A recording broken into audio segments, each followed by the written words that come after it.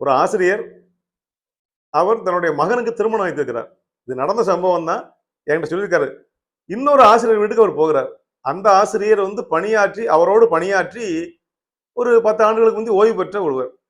சரி, நாகரிகத்துக்காக, மரியாதைக்காக அவரையும் கல்யாணத்துக்கு அழைக்கணும் அப்படின்னு போறார். இவர் போன உடனே அடடே வாங்க அப்படின்னு கூப்பிட்டுட்டு, என்ன விசேஷம் அப்படின்னு கேட்பாங்கல்ல. கேட்டோன்னு பையனுக்கு கல்யாணம் வச்சிருக்கேன், என்னைக்கு வச்சிருக்கீங்க அப்படி கேட்கணும். அவர் ஏதாவது ஒன்று வச்சு பேசணும் இல்லையா? இவருக்கு ஒரு 15 வயசு வித்தியாசம் இருக்கலாம். இவரும் நீண்ட காலம் வேலை பார்க்கிறவர் தான். அதனால அவர் என்ன கேட்டிருக்காரு போன உடனே, வாங்க வாங்க சார், வாங்க சார், உட்காருங்க சார், என்ன விசேஷம், பையன் கல்யாணமா அப்படின்னு கேட்டுட்டு, எப்போ ரிட்டையர்டுன்னு கேட்டார்.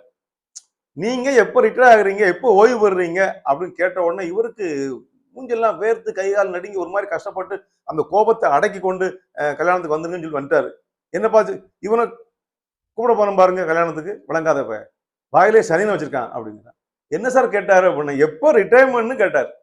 என்னைய பார்த்து, நான் ரிட்டையர்ட் இவருக்கு என்ன மகிழ்ச்சி, நான் செத்தா மகிழ்ச்சியா இருப்பானா அப்படிங்காரு. சார், உங்கள்கிட்ட என்ன பேசுன்னு தெரியல.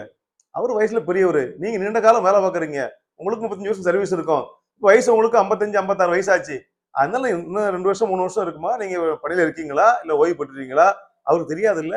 அதை கேட்டு தெரிந்து கொள்வதற்காகத்தான் கேட்டிருக்கிறாரு. மற்றபடி உங்களுக்கு வயசு ஆயிரணும், சீக்கிரம் ஸ்கூல் விட்டு வெளியே போயிடணும் அப்படிலாம் அவர் நினைச்சு பேச மாட்டார். உள்ளர்த்தத்தோட பேசல சார், தப்பா எடுக்காதீங்க நான் சொன்னேன். அதுக்கப்புறம் சமாதானமானார். ஆனா ஒரு ஆளை பார்த்தோன்னு வயசு என்னாச்சுன்னு கேட்கக்கூடாது. சில பேருக்கு வயசாகிருப்பாங்க, ஐயா அவங்க வயசு என்ன அப்படின்னு கேட்டா போச்சு, சண்டை வந்துருவான். நான் கிழவனா செத்துருவனா அப்படின்னு இப்படி மனம் எண்ணுகிறது. எனவே கோவப்படுறாங்க.